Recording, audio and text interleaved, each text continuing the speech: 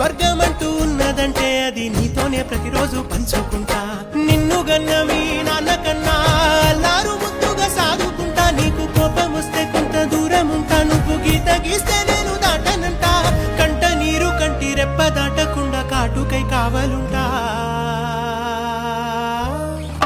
రాంబాయి నీ మీద నాకు మనసాయనే, ఏనాడు నిన్ను వీడిపోని నీడైతనే.